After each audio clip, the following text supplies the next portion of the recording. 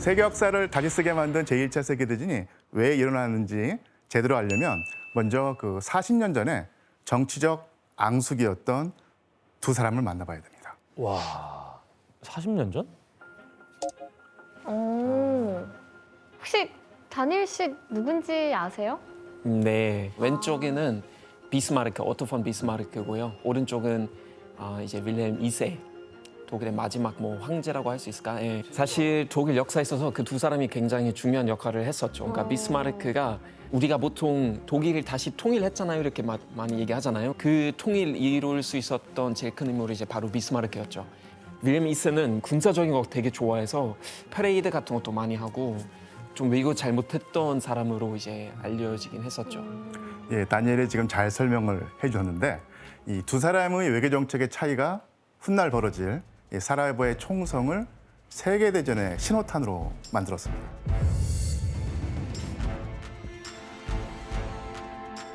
보시다시피 독일의 주변으로 그 쟁쟁한 유럽의 강대국이 붙어 있습니다. 오스트리아 제국, 그다음에 프랑스, 그리고 바다 건너에 영국, 또 동쪽에는 러시아가 있었죠. 비스마르크는 이 신생 국가인 독일 제국의 힘을 키우려면 주변 강대국하고 정면 충돌을 하면 안 된다고 생각하고 내실을 다져야 한다고 생각을 했어요. 하지만 그 비스마르크하고 나이 차이가 무려 그 44살이나 되는 윌헬름 2세가 새로 이제 황제가 되는데 이 윌헬름 2세하고 생각이 많이 달랐어요. 좀 젊었으니까 패기가 있었을 것 패기가 같아요. 있었죠. 윌헬름은. 이 윌헬름 2세는 주변 강국의 눈치를 볼 필요가 없다. 독일이 힘이 커졌고 더 키워서 더 확장해야 한다고 생각했던 것이죠. 그래서 내실을 다지자고 하는 그 비스마르크하고 독일의 힘을 확장하자고 하는 이 윌헬름 2세하고 매번 부딪힙니다. 그래서 결국 이 감정의 고를 이기지 못하고 윌헬름 2세가 사직서를 쓰라고 비스마르크에게 요구합니다. 그래서 결국 비스마르크가 총리직에서 물러나죠. 예. 근데 이 비스마르크의 사직이 나중에 엄청난 폭풍우를 불러오리라고는 그땐 생각을 못했을 거예요. 사직서가 왜 그랬을까?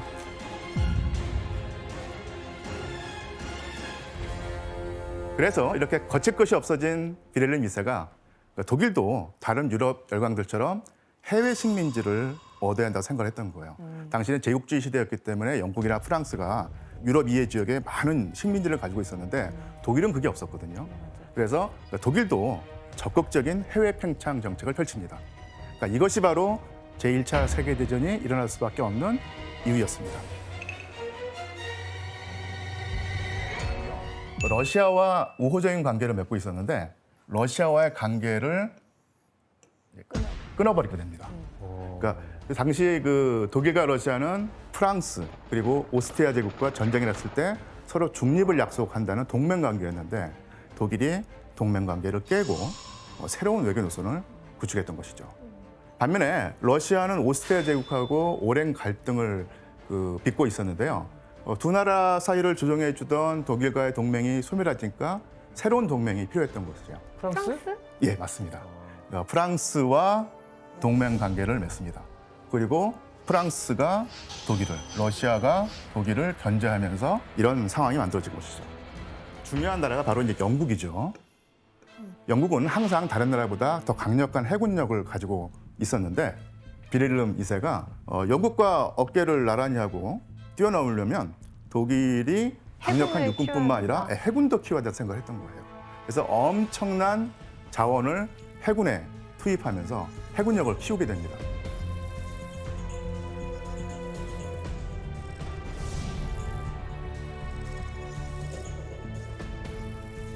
가장 공포심을 느꼈던 나라가 어느 나라일까요? 영국이겠죠. 영국이죠. 그래서 영국과 독일 사이가 상당히 안 좋아지는. 안 좋아지게 됩니다. 와, 지금 뭐 사이가 다 안 좋아지네. 주위에 있는 나라들이. 주위에 있는 예. 나라들이 사이가 다 안 진짜 좋아지고. 윌헬름 2세가 완전 패기가 넘쳤네요. 그래서 영국이 자신의 패권이 흔들리다고 생각을 해서 새로운 친구를 찾아요. 또 영국은. 더 이제 우호적인 관계를 프랑스와 맺습니다. 어? 야, 프랑스 또 다 친하게 지내네. 진짜. 예.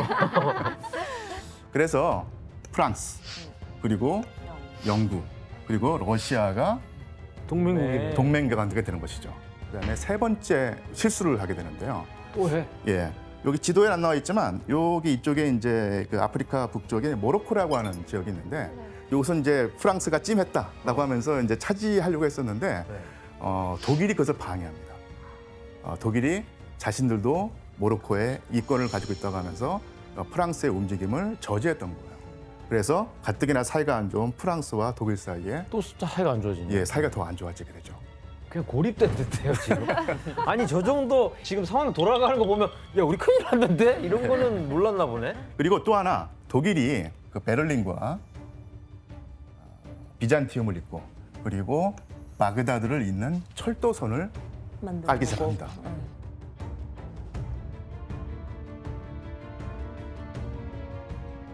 그러면서 독일의 힘이 이제는 동유럽 그리고 이제 중동까지도 이제 확산되게 됐던 것이죠. 여기에 제일 화를 냈던 나라가 바로 영국이에요. 식민 제국을 통해서 전 세계를 좌지우지하는 패권 국가였었는데 여기에 바로 독일이 도전하게 됐던 것이고 그러니까 이런 상황 때문에 영국과 프랑스가 사이가 나빠지게 되죠.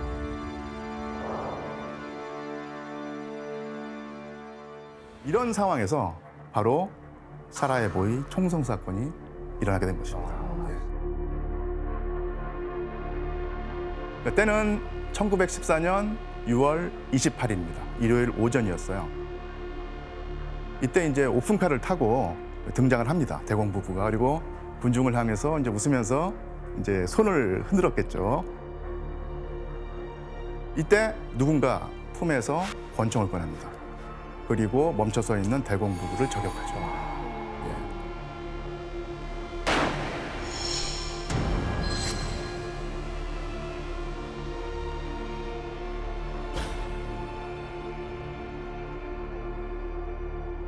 바로 이 사건이 세계를 뒤흔든 사라예보의 총성.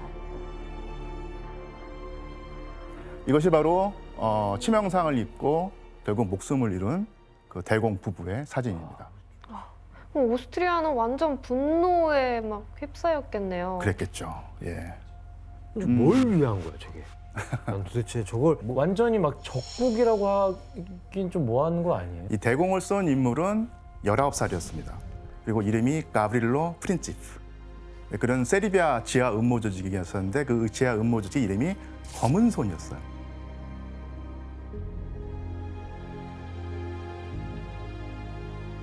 세르비아의 어떤 성장과 확장을 방해하지 말라고 의사표현을 한 거겠죠.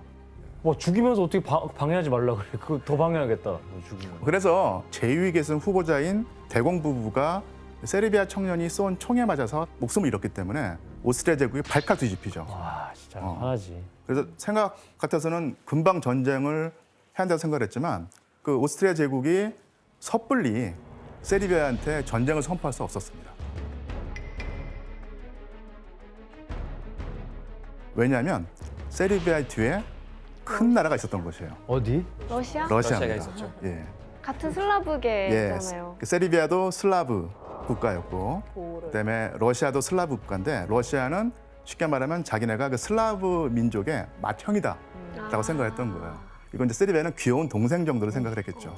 오스트리아가 생각할 때 이 세르비아를 건드리면 분명히 러시아가 가만히 있지 않을 거라고 생각을 해서 좀 화를 꾹 참았던 거예요.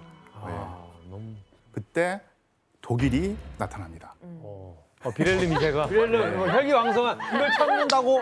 야 니네 왕이 죽었어. 나 같으면은 나 같으면 그렇게 안 산다. 야저 조그만한 나라 그 냅둬 그냥 막 이러면서. 그래서 독일이 맞네. 오스트리아 제국을 자기가 무조건 지원해주겠다고 하게 된 것입니다. 그래서 역사학계에서는 이걸 백지수패라고 하는데요. 너희 마음대로 해라. 그리고 우리가 뒤를 봐주겠다고 생각하는 것이죠. 7월 28일에 오스트리아 제국이 행동에 나서게 됩니다. 독일이 도와준다고 하니까 쉽게 말하면 이제 용기가 생긴 거죠. 그래서 세르비아에게 선전포고를 합니다. 자, 그러면 이제 이때 누가 나타나겠습니까? 러시아가 군대를 동원해서 오스트리아로 가게 됩니다. 그러면 또 이때 비렐름 이세가 가만히 있지 않죠. 예, 가죠. 독일이 내 형제 국가인 오스트리아를 왜 때리느냐 해가지고 선전포고를 하게 되죠. 그러니까 또 한 나라가 나타나게 됩니다. 영프겠죠, 뭐. 예, 영프죠. 프랑스가 독일로 이제 그 군대를 동원하니까 독일이 여기 싸우고 있는데 뒤통수 왜 치냐 해가지고 독일이 프랑스에게 또 선전포하게 됩니다.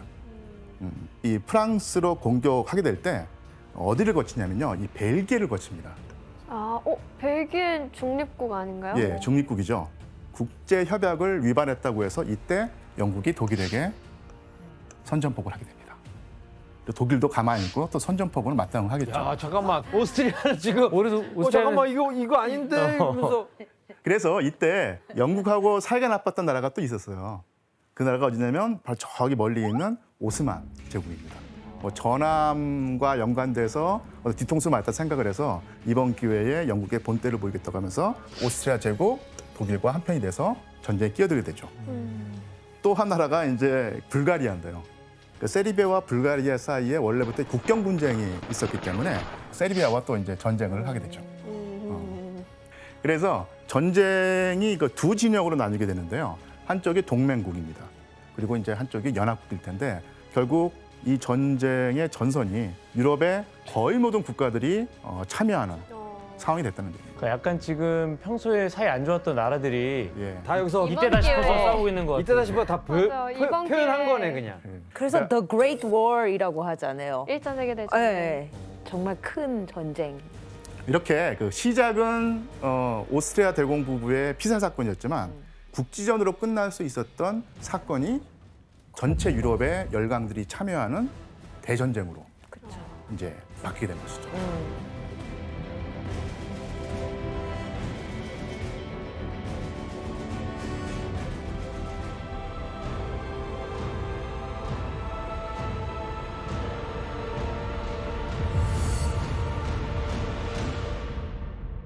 그래서 이 전쟁의 소용돌이에 휩싸인 유럽의 분위기가 어땠을까 한번 생각해 보시기 바랍니다. 군인도 그렇고 민간인도 그렇고. 마지못해서 하지 않을까요? 예. 프랑스는 사실 처음에는 되게 전쟁이 빨리 끝날 줄 알았어요. 그래서 똑같이 당연히 우리 그냥 짝 싸움하고 이제 끝내버리자 이런 마음이어서 사람들이 되게 기쁜 마음으로 갔어요. 즐거운 마음으로 많이 갔다고 해요.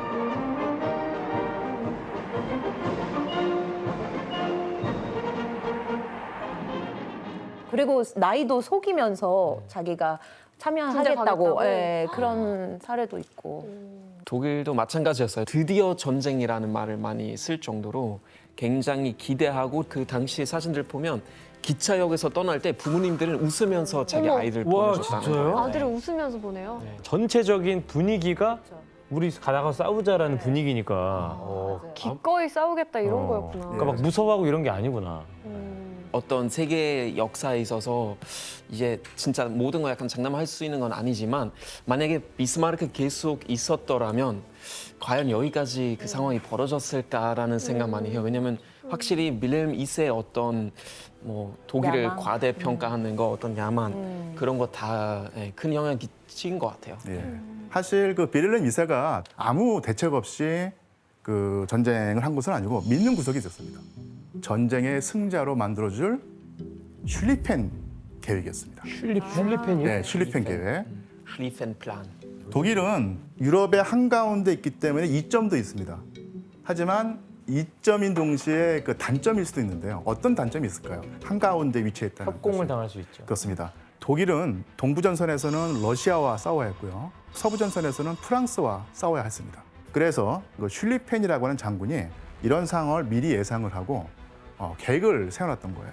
독일과 프랑스는 근대화가 더 많이 되고 있고 이 철도로 빨리 병력을 수송할 수 있는 능력이 있다. 반면에 러시아는 국토가 워낙 넓고 근대화가 상대적으로 뒤처져 있기 때문에 병력을 이동하는데 시간이 걸릴 수 있다고 생각을 했던 거예요.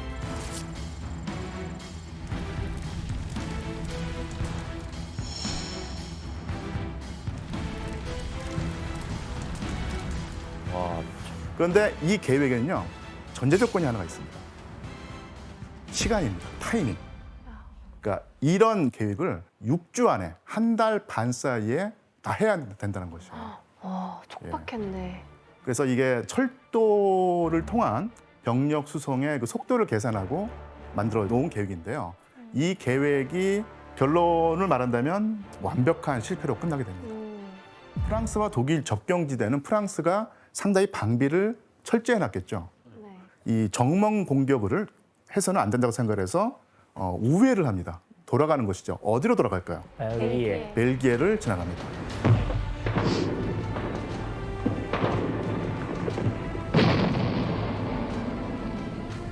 독일이 워낙 강력한 육군 국가이긴 한데 벨기에가 너무 처절하게 저항을 했기 때문에 여기서 시간을 많이 뺏기게 돼요.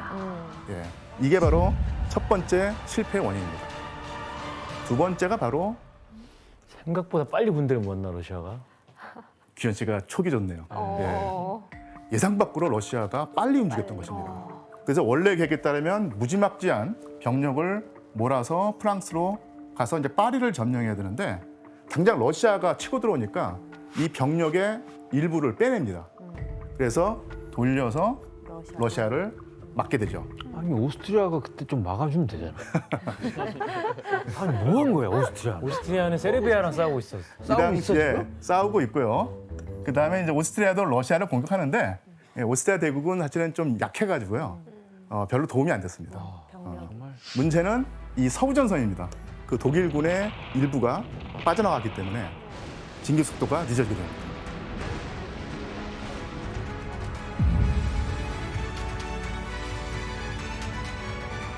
세 번째 요인은 바로 이제는 프랑스입니다. 독일이 계속 대포로 공격을 해서 프랑스가 가지고 있는 철도망을 다 파괴해버렸던 거예요. 그러니까 열차로 병력이 이동할 수 없었습니다. 그래서 독일군 입장에서는 이제 포격으로 철도망을 다 끊어놨으니 프랑스군이 그 병력을 진화하지 못할 거다 생각하고 이제 승기를 잡았다 생각을 했는데 갑자기 난데없이 그 프랑스군의 원병이 도착을 해서 독일군을 막아낸 것이죠. 와, 이렇게까지 프랑스군이 빠르게 움직이다니 하면서 혀를 내둘렀다고 합니다. 여기서 여러분들이 기다렸던 안 기다렸는데요. 퀴즈를 내겠습니다. 기다린 적 없는데. 프랑스군이 군 병력을 파리 외곽의 전선에 빠르게 투입하기 위해서 사용했던 방법이 무엇이었을까요? 전선에 빠르게 투입하기 위해 사용했던 방법은 무엇일까요? 전선에 빠르게. 양보할게요, 이거는. 어떤 방법 알고 없었어요? 계시는구나. 알고 있어요? 아 역시 프랑스 역사에 대해서. 조금 시간 드릴게요. 저도 양보하겠습니다. 모르시잖아요. 모르면서 뭘 양보를 양보할게요. 힌트를 줘야 힌트를 좀 되나요? 주세요. 힌트. 힌트요? 우리나라에 돈 주고 누가 운전해주는 사람. 대리? 아, 대리나 말고. 택시? 택시? 택시? 교수님? 정답입니다. 딩동댕. 아니 근데 좀 이상한데. 저는 이건 역사책에서 배웠었어요. 그 택시도 라 마르느이라고 예. 마르느 그 마르느 전투가 있었어요. 근데 택시를 뭐 동원을 해가지고 군인들 이렇게 빨리 이송을 할 수 있었어요. 당시 그 프랑스 군인들이 실제 택시를 타고 이동하는 상황을 담은 영상이 있는데 한번 볼까요? 영상이요? 예, 영상이 있습니다. 영상 있어? 와, 택시가 저랬구나. 신나 있네 저거 막. 와, 저거. 진짜 들떠 있네요. 그래서 긴급 동원령을 내려서 택시 600대를 모읍니다. 예, 병력을 태워서 이동을 하게 되는데 이때 그 실어 나른 병사의 수가 6천 명이에요. 근데 6천 명이 어떻게 보면 작을 수도 있지만 급한 전선에 투입돼서 제 역할을 하게 되면서 위기에서 구해냈던 것이죠. 그러면서 이제 독일이 미리 세워놨던 슐리펜 계획이 실패하게 됐던 것입니다. 독일은 결국 러시아를 두고 프랑스를 두고 싸워야 되는 그 상황이 됐습니다.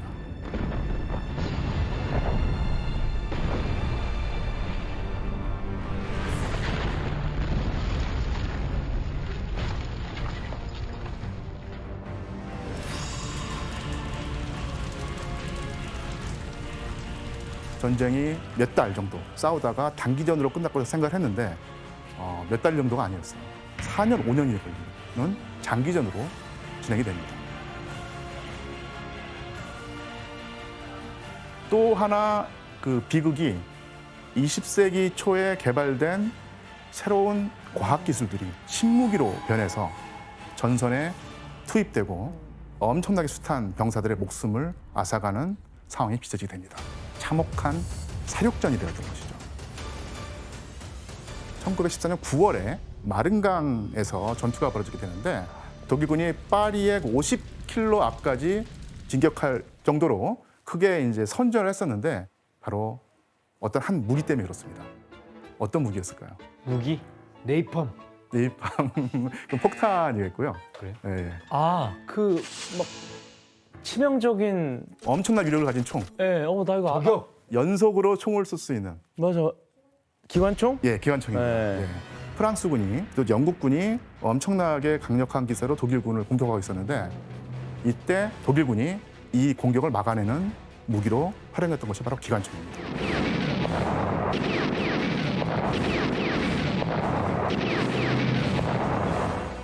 적군이 돌격을 해오면 기관총을 가지고 대응 사격을 하면서 적군의 공격을 막아내고 무수한 병사를 한꺼번에 다 죽일 수 있게 된 겁니다. 또 하나 생각해야 될 점이 그렇게 기관총으로 많은 그 병사들이 목숨을 잃어버리는데 그 뒤로도 돌격 앞으로라고 하는 19세기식 낡은 전술이 계속 사용되면서 병사들이 계속 죽어가게 됩니다. 돌격 앞으로 하면 안 되잖아요. 안 뒤에서 되죠. 기관총을 다 쏘는데. 그렇죠. 죽잖아요. 나 같아도 돌격 앞으로 하면은 네가 앞으로 할 것 같은데? 내가 병사라면 기관총 쏘고 있는데 돌격 앞으로 하면은 어떻게 나가? 근데 그 사이에 무기가 달라지고 전쟁 체계가 달라졌지만 19세기 마인드를 가졌던 장교들이 20세기 전쟁을 지휘하게 되면서 나타났던 비극이 바로 기관총과 그 기관총에 희생된 병사들의 모습입니다. 더 많은 사람들이 죽게 됐군요. 예. 네. 와.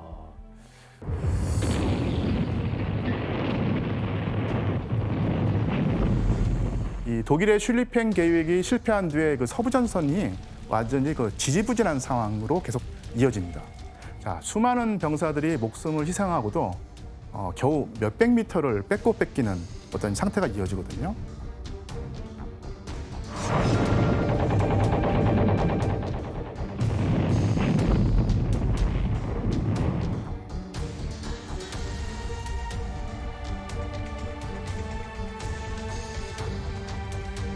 이런 상황이 이어지게 된 것은 바로 이제 살상만을 위한 과학기술의 정점, 신무기, 이런 그 무자비한 신무기들의 등장으로 인류가 역사상 가장 참혹한 전투를 마주하게 됩니다.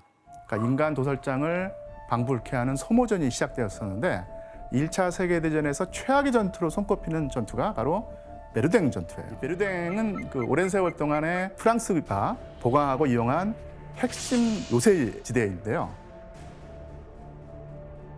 과거 독일과 프랑스가 전쟁을 할 때 프랑스가 패전할 때도 마지막까지 지키면서 저항을 했기 때문에 프랑스의 자존심이었다고 불렸습니다. 당시 근데 이 베르댕이 주 전쟁터가 아니었기 때문에 요 베르댕 요새에 있던 병력과 장비들이 빠져나가서 방어력이 허술해진 상태였었는데요. 이때 독일이 이 점을 알아채고 베르댕을 직접 집중적으로 공격하는 목표로 삼은 것이죠. 독일이 베르댕 요새를 선전한 다음에 요새를 탈환하려고 오는 프랑스군에게 포격을 퍼부어서 프랑스 군대를 말려 죽이는 전술을 세웠습니다. 전쟁을 끝내려면 그러니까 아예 그 병사들의 씨가 모두 다 말라야지 끝나다고 생각을 한 거예요. 그러니까 프랑스군도 마찬가지로 독일군을 모두 죽일 때까지 공격을 퍼붓습니다. 결국 모두가 죽어야 되는, 그래야지 전쟁이 끝나는 전투가 된 것인데, 당시 이런 상황에서 프랑스군에서 복무했던 한 소위가 일기를 남깁니다. 자, 일기의 내용을 규현 씨가 한번 읽어주시겠습니까? 인류가 미쳤다. 너무나 끔찍한 학살이다. 이처럼 끔찍한 공포와 대학살의 아수라장이 또 어디 있단 말인가. 지옥인들 이보다 끔찍하랴. 인간은 미쳤다. 이 뒤에 기록이 이어지지 않아요. 끝나버립니다. 죽은 거예요? 예, 이 일기를 쓰고 난 다음에 독일군 포탄에 맞아서 이 장교가 생을 마감하게 되죠. 이런 총격과 포격 속에서 병사들이 지옥을 맛보는데요. 좀 끔찍한 얘기지만 이 포탄이 터지면서 파편이 튀어서요. 이 배를 다치게 되면 창자가 쏟아집니다. 예. 그래서 어떤 병사들은 자기 배에서 흘러나온 창자를 손으로 움켜쥐고 쇼크를 먹은 사람도 있고요. 그다음에 머리통이 날아가서 두개골 없이 목숨만 붙어 있는 그런 상황. 그러니까 이런 식의 참혹한 광경이 계속 벌어지게 되는 거예요. 그러니까 10개월 동안 지속된 전투에서 프랑스군의 사상자가 37만 명을 넘었고요. 독일군은 비슷하게 33만 명이 넘는 사상자를 냅니다. 그래서 이게 워낙 참상이 지독했기 때문에 프랑스군이 이 전투를 일컫는 별명으로 고기 분쇄기라고 하는 별명을 붙입니다. 고기 분쇄기. 예, 예. 엄청나게 많은 병사들이 그런 식으로 비참한 최후를 마쳤기 때문에 이 고기 분쇄기라고 하는 이런 그 별명이 붙었습니다. 그러니까 지금도 이 그 베르댕에서 당시 포탄이 천문학적인 숫자로 이제 그 발사가 되는데 그 중에서 불발탄 터지지 않고 남아 있는 그 포탄이 1,500만 발이라고 그래요. 1,500만이요? 네, 1,500만 발. 발? 예.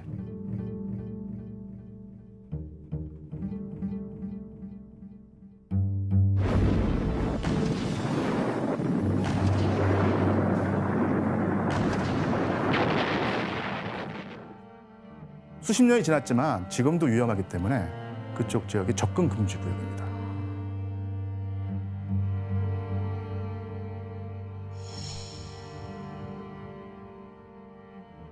베르댕뿐만 아니라 또 다른 최악의 소모전이 또 벌어지게 됩니다. 이 전투에서 첫날만 영국군이 6만 명이 죽거나 다치죠.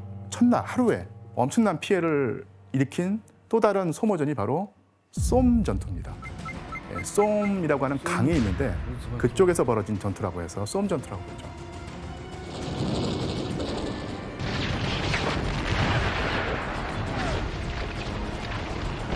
(1초당) 8명의 사상자가 나오죠.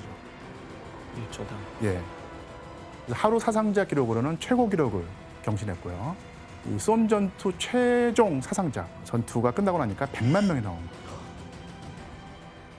그러면 왜 이렇게 많은 사상자가 나왔을까 하는 또 궁금증 우리가 가져야 될 텐데 제1차 세계대전은 20세기 과학기술의 실험장이라는 말이 있을 정도로 그 당시 없었던 새로운 기술들이 나타나고 그 기술들을 전쟁터에 적용을 한 것입니다.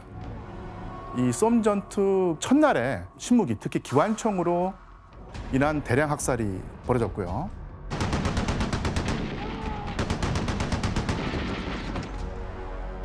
하지만 영국도 공세를 멈추지 않았죠. 어쨌든 간에 이 방어선을 뚫어야 되기 때문에.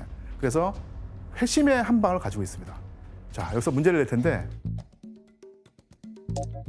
보병의 돌격으로는 뚫리지 않는 이 적군 방어선을 돌파하기 위해서 개발된 이것은 과연 무엇일까요? 왜 안 뚫리는 건데? 기관총. 기관총 대포로 때문에? 다 막기 그러면 때문에. 그거를 막을 수 있는 걸 개발해야겠네? 설마 방패? 설마 아니 그때 안 나왔을 거예요. 정답. 예, 규현 씨. 혹시 스나이퍼 총? 스나이퍼총이요. 그래서 뭐 이제 그 기관총 쏘는 애들을 죽이고 막 이럴 수 있으니까. 물론 이제 스나이퍼로 1명, 2명 정도는 처치할 수 있지만 이 방어선을 지키는 병사들은 뭐 수백 명, 수천 명이기 때문에 그것은 안 되죠. 정답. 혜성 씨. 그 뚫는 거는 탱크 같은 걸로 이렇게 다 밀어버리는 수밖에 없지 않나요? 정답입니다. 탱크입니다. 예. 탱크를 발명한. 아, 영국이. 예, 이때 바로 나온 신무기가 바로 탱크입니다. 아, 탱크가 어떻게 개발됐는가가 이제 상당히 흥미로운데요. 당시 전쟁터는 이제 땅도 울퉁불퉁하고 그다음에 비 오면 진흙탕이 돼서 사람이나 그 차량이 그 지나기가 상당히 쉽지 않죠. 이때 영국의 한 그 종군 기자가 진흙탕에서 잘 구르는 농기구, 트랙터가 있는데 그 트랙터의 바퀴가 우리가 흔히 생각하는 그 타이어가 아니라 체인. 무한궤도라고 하죠. 네네. 그것을 보고 이것을 전쟁터에 도입하면 통하지 않을까라고 생각을 하고 그 이 무한궤도식 바퀴를 신무기에 개발합니다. 신무기에 개발합니다. 트랙터에서 나온 거구나. 그래서 영국 최초의 탱크의 이름이 마크 1이에요. 가장 최초의 탱크.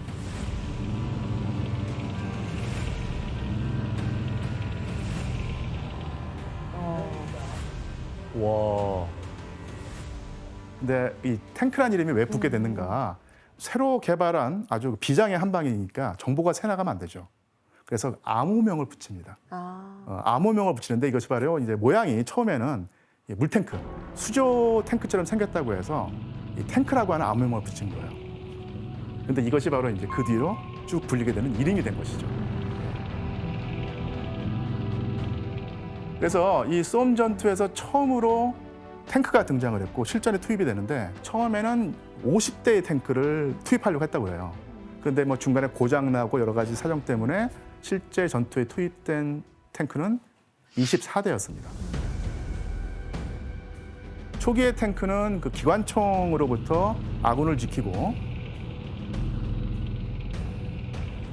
철조망을 무너뜨리는 역할을 하게 되죠. 근데 이 한 번도 없었던 무기잖아요. 그래서 탱크를 본 독일군이 악마가 온다. 도망가기 바빴다는 거예요.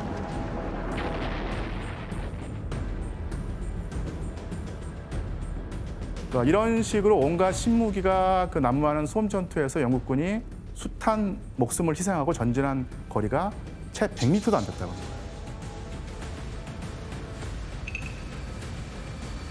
영국의 그 한 군인이 당시 상황을 이렇게 말합니다. 우리는 전투에서 복귀한 뒤에 점호를 하지 않았다. 처음에 그 800명이 투입됐다고요, 전투에. 그런데 돌아온 병사 수가 25명인 거예요. 나머지는 다 죽거나 다쳐서 이제 못 돌아온 것이죠. 이렇게 1분에 수백 발로 쏠 수 있는 기관총, 철갑을 두른 탱크. 하지만 이런 것 이외에 병사들이 가장 두려워하는 무기가 따로 있었습니다. 또 있어요? 바로 독가스입니다. 1915년에 이 독일군이 프랑스군을 상대로 처음으로 염소가스라고 하는 독가스를 사용했는데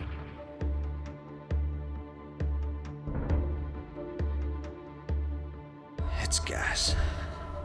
이게 그 파인애플하고 후추를 섞어놓은 냄새가 난다고 그래요. 이것을 맡으면은 호흡이 가빠지고 입술이 자줏빛으로 변하고 낯빛이 잿빛으로 변하고 쓰러집니다. 그다음에 시름시름 앓다가 며칠 뒤에 죽는 거예요. 그 이후에 독가스를 중화하는 온갖 종류의 방독면이 만들어지고 그 숫자가 2,700만 개였다고 그래요. 엄청나게 많이 만들어지죠. 자, 그러면 초창기의 그 방독면의 사진을 보여주는 사진이 있습니다. 한번 볼까요? 처음에는 이제 좀 허술해 보이는 방독면으로 시작을 합니다. 그냥 마스크 느낌이네. 마스크를. 사진이 또 있습니다. 오, 이제 좀 뭔가 중요한 것은 이제는 사람만 방독면을 쓰는 것이 아니라 말도 말도 쓰구나. 쓰고 있다는 얘기죠. 예. 이 당시는 그 말이 상당히 중요했습니다. 물자를 나르고 할 때 1차 세계대전 때만 하더라도 말이 없어서는 안 될 어떤 요소였기 때문에 말도 죽으면 안 되죠, 독가스에게. 그래서 이제 동물에게도 방독면을 씌웁니다.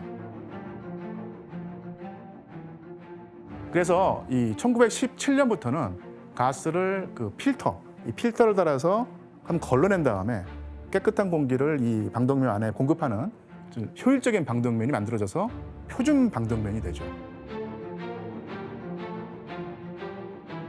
그러니까 각 나라가 경쟁하듯이 더 강력하고 더 고통스러운 독가스를 만들어내기 시작합니다. 1915년 말에는 영국에서 포스겐이라고 하는 새로운 독가스가 등장하게 되는데 이 그 포스겐을 마시면요 폐가 녹아버린다고 그래요. 어우, 그리고 찢어지거나 그래서 몇 시간 안에 이 폐가 완전 망가지니까 산소 부족으로 결국 질식사를 하게 됩니다. 그럼 당하는 독일은 또 가만히 있지 않겠죠. 더 센 거. 더 센 거. 1917년에 가장 악명 높은 겨자가스가 겨자. 나오는데요. 이 겨자가스를 흡입하면 12시간 이내에 지독한 고통이 시작되는데 일단 피부 안팎으로 살이 썩어 들어가고요. 온몸에 화상을 입은 것처럼 겨자색 고름과 물집이 잡히고 기관지 점막이 벗겨진다고 그래요. 그리고 독가스를 맡았을 때 시각을 상실하거든요. 실명한 거예요? 예, 병사들이 서로 이제 한 줄로 가기 위해서 앞에 있는 병사의 그 어깨에 손을 얹고 줄줄이 가는 것이죠. 실명을 하게 됐구나. 진짜 너무 잔인하다. 자, 그래서 제1차 세계대전 동안 독가스로 인한 사망자 수가 10만 명이고요. 부상을 당한 사람은 130만 명입니다. 독가스의 등장은 바로 신사적 전쟁, 그러니까 룰을 지키면서 상대방을 존중하면서 하는 어떤 그런 낭만적인 전쟁의 시대가 끝나버렸다는 것을 의미한다는 얘기죠. 자, 그래서 이후에 그 독가스의 참혹함을 막기 위해서 1925년에 그 제네바 협약이 맺어지는데 여기서 바로 화학무기 사용을 금지합니다. 그런데 이런 끔찍한 전투를 겪고 나서도 남다른 생각을 하는 병사가 한 명 있었습니다. 그 사람이 바로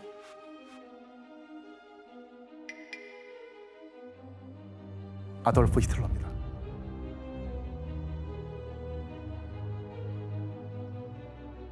이때 아돌프 히틀러는 독일군의 일원으로서 전쟁에 참여하고 있었거든요. 병사였구나. 예. 그가 속한 연대가 있죠. 총 그 병력 수가 611명이었는데 전투에 참여한 다음에 349명이 전사합니다. 첫 전투에서. 근데 히틀러가 살아남은 거예요. 그 중에 끼지 않고. 그다음에 250명 중에 남은 병력 중에 또 한 번 전투에 투입됐는데 225명이 전사하는데도 또 살아남습니다. 그래서 히틀러가 어떤 생각을 했을까요? 자기는 특별한 사람이다. 본인 스스로가요. 예, 그것이 나중에 이제 2차 세계대전의 어떤 원흉이자 괴물로서 히틀러가 등장하는 한 계기가 될 수 있겠죠. 자, 지금까지 우리가 주로 이제 지상전만 살펴봤는데요. 또 다른 공간이 있습니다. 싸움터가 되는 공간. 그래서 바로 이제 공중입니다. 하늘. 그 전까지는 모든 지역의 군대가 단 두 종류입니다. 육군과 해군밖에 없는데 드디어 제1차 세계대전에서 처음에는 뭐 항공부대라는 이름으로 나타나는데 이른바 공군이 등장하는 것이죠. 처음에는 적을 뭐 공격하는 그런 용도보다는 적진이 어디에 있고 병력이 얼마고 어떤 상태로 있는가를 보기 위해서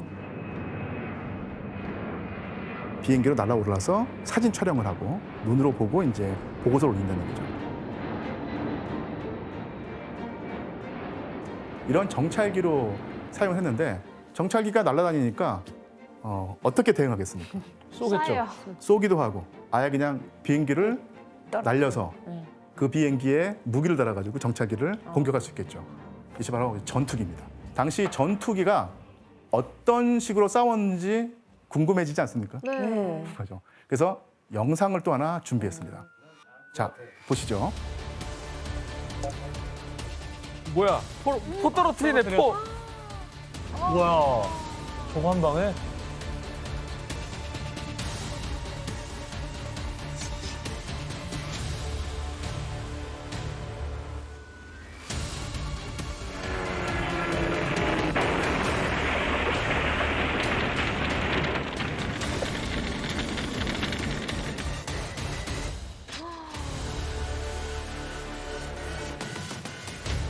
폭탄을 손으로 떨어뜨리는 수작업 방식이긴 해도 당시에는 그 센세이션한 공격법이었습니다. 그전까지 없었잖아요.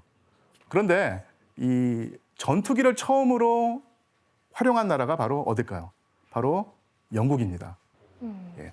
이 영국군 조종사 2명이 이 기지상공을 그 정찰하는 독일군 정찰기를 쫓아내기 위해서 비행기에 경기관총을 싣고 적기를 향해서 사격을 했던 것이 바로 전투기의 시작이었다고 그래요. 자, 이제는 이제 하늘을 살펴봤고요. 또 하나 공간이 있죠. 바다입니다. 해전에서는 어떤 신식 무기가 등장했을까 살펴봐야 될 텐데 영국이 최고의 해양 병력을 가진 네. 나라였잖아요. 그러니까 영국이 독일을 해상 봉쇄를 해요.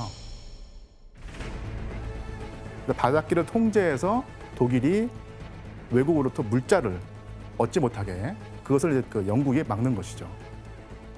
그래서 이런 해상 봉쇄를 뚫기 위해서 어떻게 말하면 이를 갈고 개발해낸 신무기가 있었으니 그것이 바로 잠수함. 잠수함입니다. 잠수함인데 독일 말로는 운터제 보트라고 해서 예, 영어식으로는 유보트고 독일어는 우보트라고 하죠. 이 잠수함이 전쟁터에서 새로운 파장을 불러일으킵니다. 1914년에 잠수함 기술이 아주 빠르게 성장을 하는데요. 네덜란드 해안에서 독일군 잠수함이 어뢰를 쏴서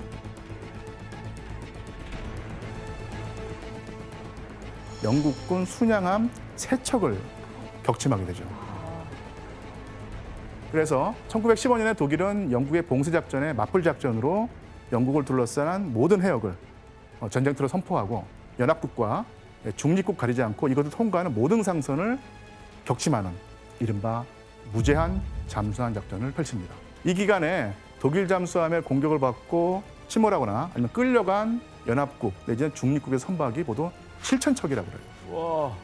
그러니까 영국은 독일을 해상 봉쇄하고 독일은 또 잠수함으로 영국을 또 봉쇄하고 이런 상황에서 독일 해군이 엄청난 사건을 벌이고 맙니다.